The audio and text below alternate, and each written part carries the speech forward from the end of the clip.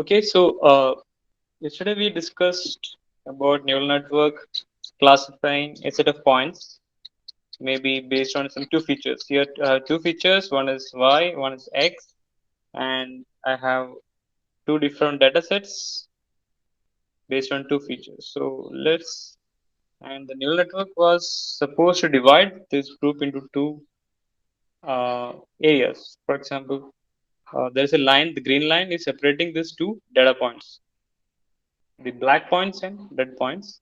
And neural net is trying to figure out the equation of this line. So here, this is x equal to y, right?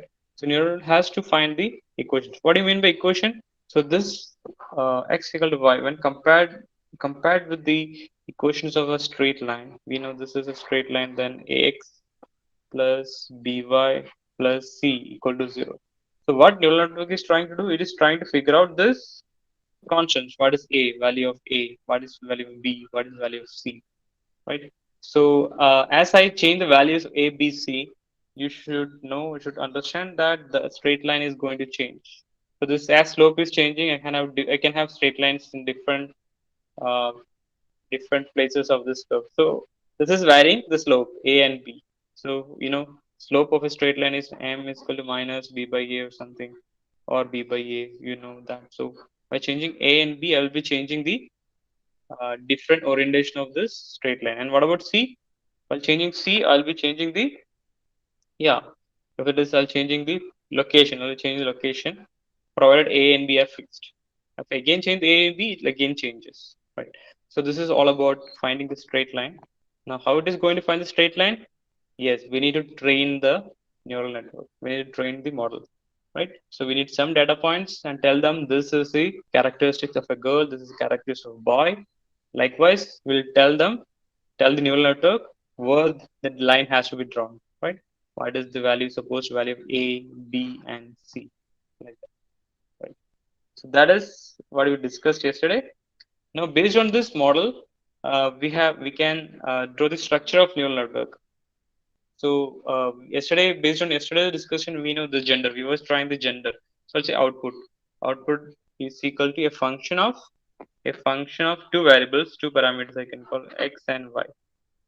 Function of two parameter x and y, and this can take two values. This can take two values, or one and zero, or zero or one. Right. So based on this, I can say x w1. Yeah, x w1 weight one into x plus weight 2 into y plus a bias, a b, should be greater than 0, right? Another option is w1 into x plus w2 into y plus b less than 0. Okay, this was what we discussed, the model we discussed yesterday. So here the values can change. So for example, instead of x1 and y1, if there are multiple variables, say for example input variables features are 4 or 5. So instead of using x, y, z, w, I can use x1, x2, x3 like that, or I can use parameter, because p is actually features or characters. You can call parameters also. You can call p1, p2, pc. So that's another way of representing. Another way of representing same thing. Instead of w1 x1, I can write w1 into parameter 1 plus w2 into parameter 2 plus bias. Bias is a constant, so right. So again w1 into p1 plus w2 into p2 plus b less than 0. So this have two options, can be 1. If it is greater than 0, it is 1 high, less than 0. So this is a binary classification. Binary means there are two options, a boy or a girl, right? So this is my output. Function of here is function of parameter 1 and parameter 2, p1, p2. Function of p1, p2. This is the output. Okay. So this is what we discussed yesterday. So in the structure level, if the neural network is considered a structure of a hardware or kind of a system, so how we can represent these algebraic equations? So we can easily understand that there is the input, and there are two inputs. For example, I can call P1, P2, or X1, X5, whatever. Let's take one input is X, other input is Y.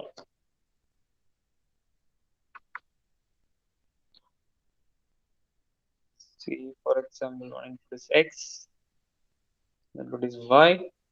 Then I have to multiply this by w1, and y by w2. Again, I have to add these two things. So I'll add addition, right? So I'll add these two things. Then I'll pass to a function, activation function. Say this is called activation function. I'll add send to this activation function after addition. Then I'll get my output. Say for example, this is my output. Oh, okay. So this is the meaning of this x into weight one, y into weight two, and plus. Instead of plus, I can write sigma. Sigma. This is standard notation in a neural network. Sigma summation. So this is nothing but x1 into x into w1, x into w1 plus y into w2, and this is combined. Sigma is a combination, and this goes to a function. Which function? It can be any activation function, sigmoid function, or any other function. So then I'll get a output. Output is 0, 1. Okay. So what about the activation function? This is called activation function. Activation function. It's also called transfer function. You can say transfer function. Activation function. Right. So in a binary classification or classifying into two different groups, I can use a different kind of activation function. For example, let's say yesterday we were discussing the activation function. This was the activation function we had discussed. I think sigmoid. So maximum value is +1. That is saturation in the direction. Minimum value is 0.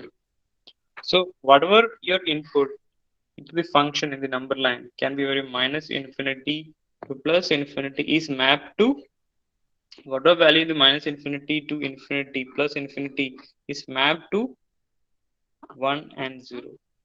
1 and 0. Sorry, I should not write like this. I should write like this. 1 and 0. Any value between 1 and 0.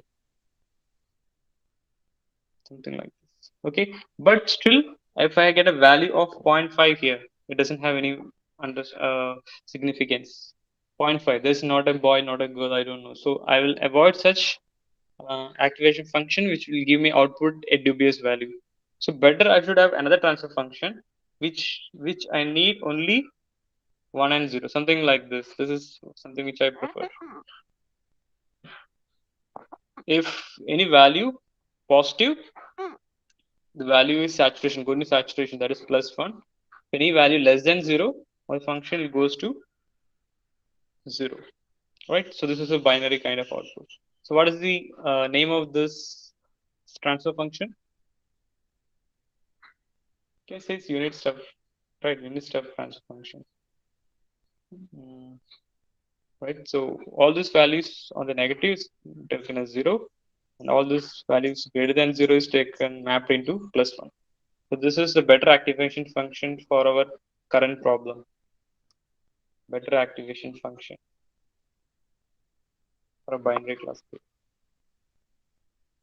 Okay, so now we have drawn the equation. Now let's understand if we have more features.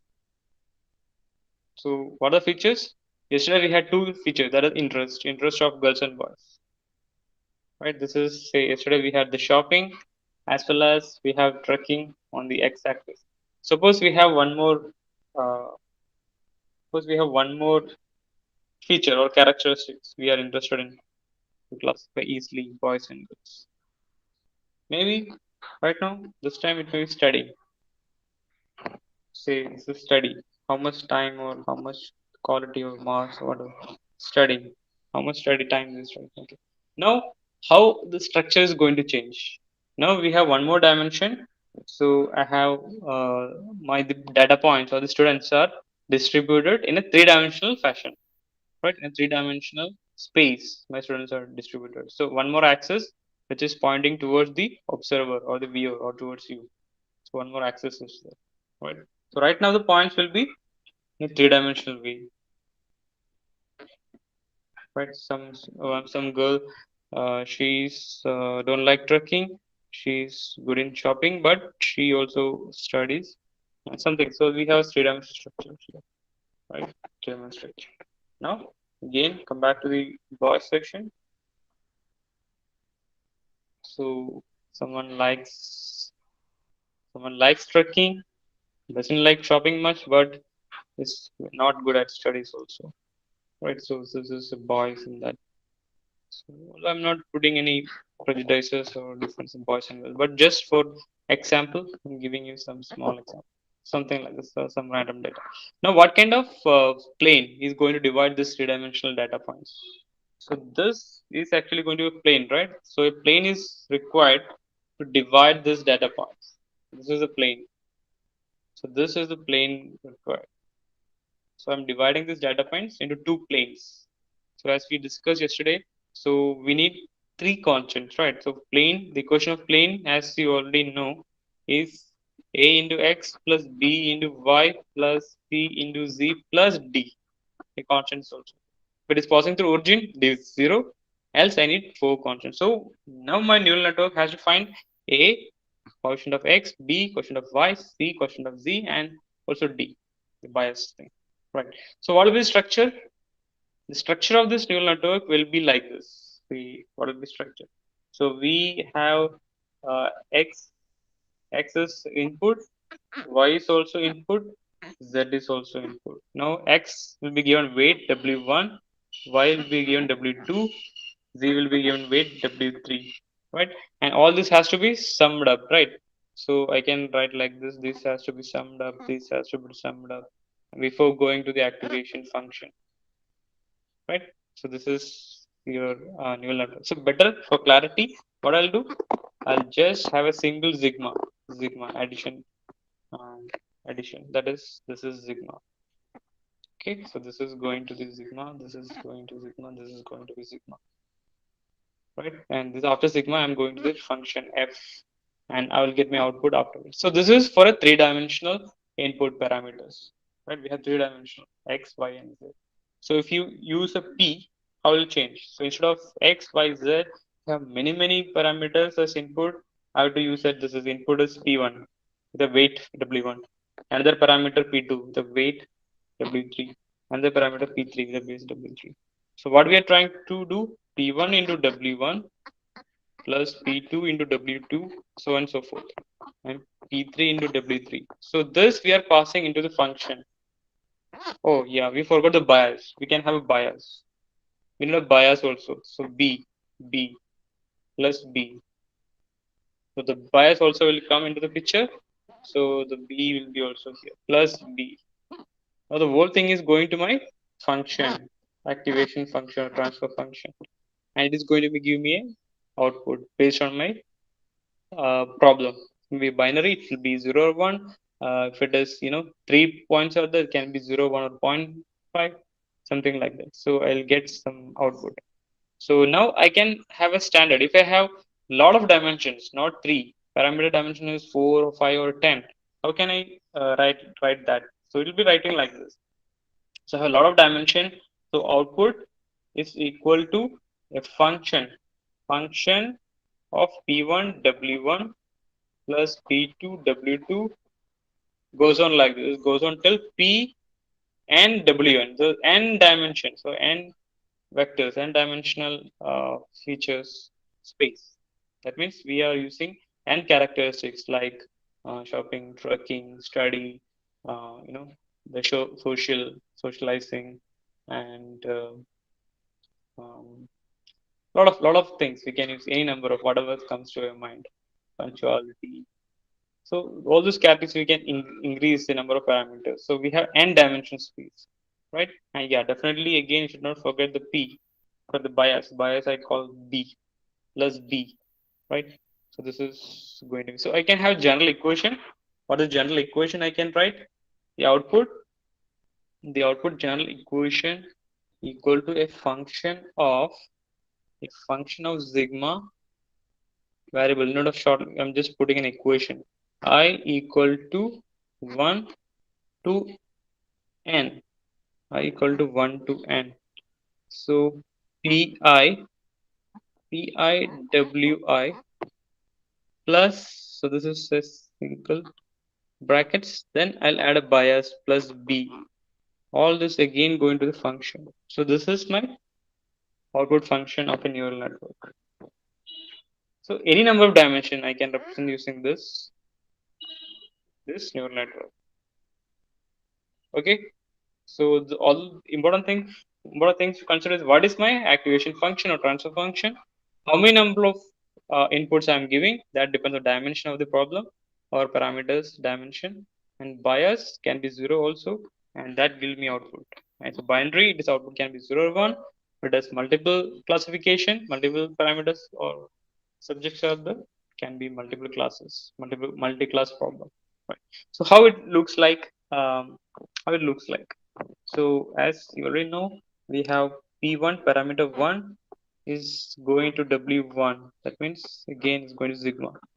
Parameter 2 is going to W2. Parameter 3 going to the weight W3. So this is W3, W2 and goes till P of n till Wn, right? Then we have a function activation function before I get my output.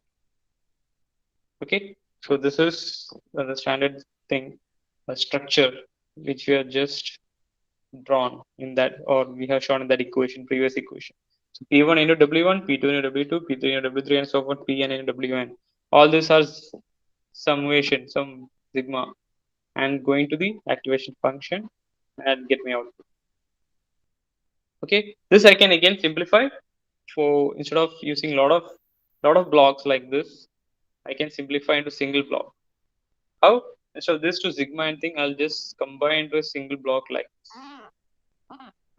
single block. So this is not only at sigma, it's also using an activate function. And I should not forget the bias. Bias is in the B. B is here, plus or minus B. So here, so bias also I can show here B bias in sigma. Then it is going to the F. So we have different branches and sigma, and I'll get the output.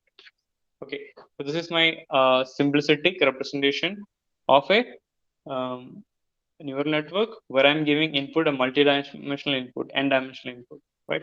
Okay, fine. So let's discuss some basic points, some terminology of this, so that from right now, from next discussion, we'll be discussing based on those standard terminologies.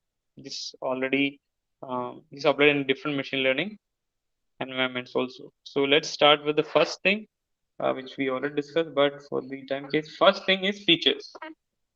Features. So in the features, this example we have taken, we know what are the features. Features are nothing but the dimensions of the input, number of dimensions input. In last example, we have taken shopping and trucking, and we can add this number of dimensions like studying, socializing, liking the parties. Kind of, you can add anything, right? So the number, it's a quantifiable, something which is quantifiable. It is not like yes or no or something. It is a number. It should be a number. For example, you're taking classifying the flowers. The flowers has different length, sepal width, petal length, sepal width, like very different things. So they are quantifiable dimensions, so sizes, features, marks, or or interest for in percentage. So like this. So features. So usually we represent features using P1, P2, P3 like this.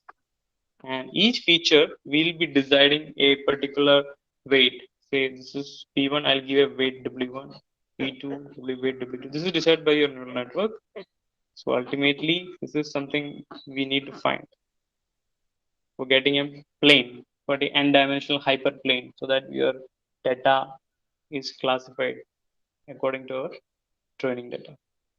Right. So that about features. Now next important thing is class. What are classes? Features. Other than features, we have classes. Class. What is a class? So we can say class is a group of object which shows similar characteristics. For example, in this previous example, we have boys is one class, girls is another class. And boys show similar characteristics. They have similar nature in terms of shopping and trucking. Girls also have similar characteristics in terms of shopping and tracking. Okay, so class. So boys is one class because they are all similar. All those groups, all those data points in that class is similar. So we can say in that class group of boys, all the objects, all the data points have similar characteristics. And when we compare that to girls data or girls group, we have some dissimilar characteristics, right? That is defines a class. So all this having similar characteristics are one class, and dissimilar characteristics are grouped into another class. So this is a classification problem. We are dividing the input data into classification. So there is a second important terminology we understood. Then third important terminology is nothing but training. Training. What do you mean by training? Yeah. So you should know training. Training is also called as learning. Training or learning. What is learning? So some you should understand is a basic of machine learning. So what is learning? What is training? So this is a part of supervised machine learning. Supervised learning. Supervised machine learning. So training is we are allowing, we are training, or we are giving a lot of data to the neural network to find the values for W1, in the previous example, W1, W2, and so on till Wn and to B. So neural network based on its data entry and data input by the user is able to decide what is W1, W2, Wn, and B. So basically, it is going to formulate the equation of the line which is separating your data points perfectly classified. So you are actually making the equation of this line. So that is you're trying to W1, W2, Wn we are forming. So training or learning is finding the best line. Okay, you can say training and learning is finding the best line. Training or learning is finding the best line or a plane or any n-dimensional hyperplane so that your data is properly classified, right? Finding the best line, finding the best line in short, we can say finding the best line. So that about the three. And next important point we should know. um, After the training, we need samples or data sets. So sample, we can say training samples. So I call samples. Next is samples. Okay. So samples can be training samples, testing samples, training samples, training samples, and testing samples. Testing or samples for use for testing. Right. This is very important. So those samples, that means those data points which which are used by the user or the customer or basically um, the designer of the neural network to train the neural network so that it can formulate the best line. So they are called the training data set or training samples or training set. They are called training set also. So training set. So after training, we need some more data set to test the best line or the test the classification of the neural network form. It's called testing sample or testing set. So this is another terminology we'll be using: testing and training samples, or training sets or testing sets. Okay. So in our previous example, what we had a lot of examples of boys and girls. Say we have one boy which have 100 interest in trekking and 5 interest in shopping. So this is one training sample. Right? Again, we had another girl who had 5 interest in trucking and 50 in shopping, something like that. So this is another training set. So after training, we need some extra samples, some more data points for testing. Now we'll give a some random data. We'll give a random data, which can we don't know what is this. We don't know what is this actually. There's some data like 5 and 5 something. So we should know whether it belongs to the boy or a girl. You can say 5 or 15. So in the previous example, we have x minus y. If greater than 0, it's a boy. Less than 0 is a girl. So here, x is 5, y is 15. So 5 minus 15 is equal to minus 10, less than 0. So this should be a girl. So this is the testing data. So this comes from the subset of testing samples or testing set. Okay. So that about the samples. Now, second or fifth The fifth important is data set. So data set. So data set is a combination of training and testing, or superset of samples. That is also training set or data set. It's also called as data set. Data set. So data set refers to all those data or samples which is used for training and testing. Training, when it's the same data set. Testing also will take some data for testing from the same data set. Right. So data set consists of all those samples or all those points which is used for training and testing combined. Okay. So now this thing is weights, WEIGHTs, weights. So weights are the, the coefficients of the x and y, or coefficients of the mm, or P1 and P2. The parameters is multiplied by which you get a value. You can decide W1, which is W1, W2 to WN, like X, Y, Z in any number of planes, right? So these are weights. So it's also called connection weights. They are also called connection weights. Connection weights. They are also called connection weights. Connection weights. Okay. So basically, we are trying to find the weights. Neural network by the example of samples, by the training or learning mechanism is finding the values of weights W1, W2. Weights also gives priority. If you have high priority, some feature, for example, shopping has to be a high priority, will increase that weight, right? I think they were getting that. Parameter one is shopping. So I need to increase the weight because that is going to be a very important factor. So I increase the weight to say 100. So this parameter one is very important. So same time parameter two is weight is not that important. I'll give us 20, right? So what's the meaning of this? Parameter one, I'm giving more weightage than parameter two. Sorry, weight one. Yeah, parameter one is multiplied by weight one. So weight one is 100, is 5 times greater than weight two, which is 20. So that means I'm giving high priority to the parameter one. So this is based on priority also. So ultimately, neural network has to understand or learn by itself which of these inputs have to give more priority, which of the inputs are given less to give less priority, so that I can classify them into girls and boys, something like that. Okay. Then we have bias. Bias. So bias. So this is seven important bias. So bias decides where our straight line or the best line will be fitting. For example, if this is our line passing through origin, this is B, bias B equal to 0. In that case, bias B equal to 0. Suppose I vary the bias to 1, 2, 3 or something. What will happen? My straight line is going to vary.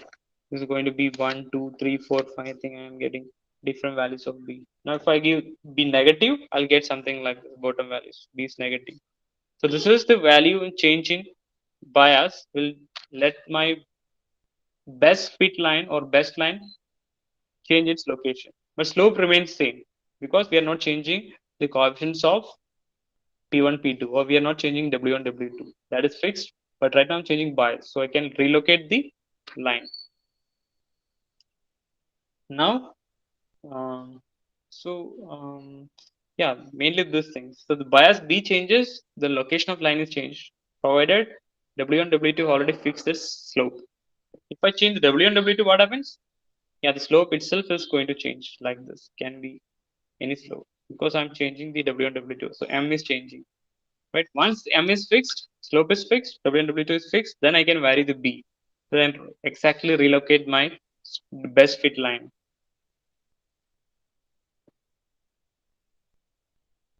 So now 8, what's the eighth important thing? Summation, which is represented using this sigma. Summation. So this is called summation unit. Summation. Summation unit.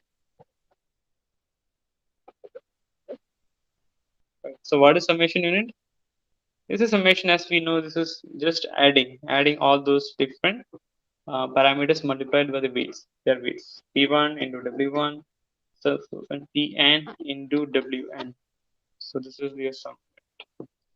Right. Last thing is activation function, which we have discussed. So this is 9 activation function. Activation function. Activation function represented by F. Activation function. It's also called transfer function. But this is a function which maps the uh, summing unit, output from the summing unit. So we know this is all this different product input is coming to summing unit. We are inputting this summing output of the summing unit to the transfer function unit, and it is going to the it's going to be mapping your uh, the sum of or the output of some units into based how many classes you want. For example, if you have two classes, I need the output 0 or 1. So I need a function, activation function, which maps the real number line onto 0 and 1. If I have three, I need three different outputs in my function, output function. So I should use proper activation function for that, getting 3 or 4 or 5 according to my application. Okay. So basically that's all for today, and you should understand. Maybe next class we'll discuss this how the neural network. This is this is neural.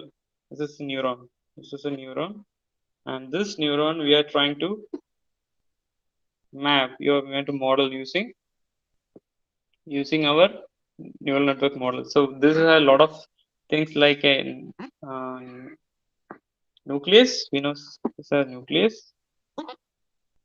I think this you have learned in your 10th or plus one, someone taking biology. So this is a neuron. So for the different parts of a neuron, this is dendrons. Correct me if I'm wrong. This is dendrons. This is dendron. This part is dendrons, I think. And this is dendrites, right? Dendrites. Dendrites. Different lighter, different branches is dendrites. And we have nucleus. This is nucleus. And this is axon. Axon. This is axon. This is the main trunk for transmitting the one of the dendron is larger than other or having greater size than that is called axon, and axon is branching into axonites. I hope I'm right. Axonites. So how the transmission happens. Mm, there will be some electrical pulses here.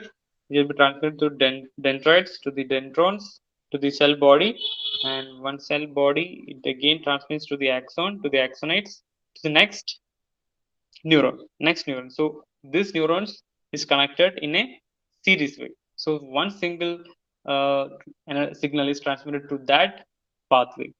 Likewise, a lot of parallel neurons will be connected so that they can do a lot of parallel processing. So parallel processing is one of the main important features which makes our brain or any mammal brain unique. Even though we have so much of processing power in process, but we are not having that much parallelism as human brain. So human brain, the connection, the billions of maybe we have around billions of neurons, and this billions of neurons have trillions of connections between them. So that makes a brain so much highly connected through parallel processing. And we have different ways W1, W2, W3 of different of this billions of connections. So it is so huge. So this kind of parallel processing, our even our computers cannot compete with, and based on its different features like memory. In computers we have different areas for storing memory, for processing different areas, controlling it separate. But in brain you can see everything is combined. The memory is also is in connection, the processing is also in connection, and massive parallelism which cannot compare. Although the processing of brain is a bit slow, we can say millisecond. One signal takes few milliseconds to complete its transfer or the traveling, whereas in computer it is in nanoseconds. But still massive parallelism is uh, cannot be uh, challenged by even the most powerful computer, right? So and the way of still we are not knowing completely what is happening in the human brain. So this is a modeling. So whatever we are doing in the neural network is actually inspired from the human brain. So we can say here this input is coming from here. The P1 parameters of P1, P2, P3 is actually the input to this dendrites. So all this is going to different weights. What are the different weights? These different weights are nothing but They are the propagation power or propagating power of these dendrons W1, W2, W3, W4, and W5, and so forth. So, what is the capacity of these dendrons to transfer or the transfer the signals is varying, right? So, some are very powerful, some dendrons will be larger or having more myelin sheath. You might have learned about myelin sheath. So, myelin sheath are those sheets uh, which will be coating your neurons like this, maybe axon or dendrons. I don't exactly remember, but this helps in faster passage of electrical signals. So your dendrons will be having faster transferring. So, and this also varies from dendrons and dendrons. So that is our weight, different weights, W1, W2, W3, based on the resistance or the conduction capacity of the dendrons. So we have priority, different parameters, P1, P2 have different priorities based on these weights. Okay, so so likewise, this is perfect analogy, or you can say neural network is a better analogy for this neuron. So, but the amazing thing is it works wonders. That's it. Okay, so I'll stop it here for any questions.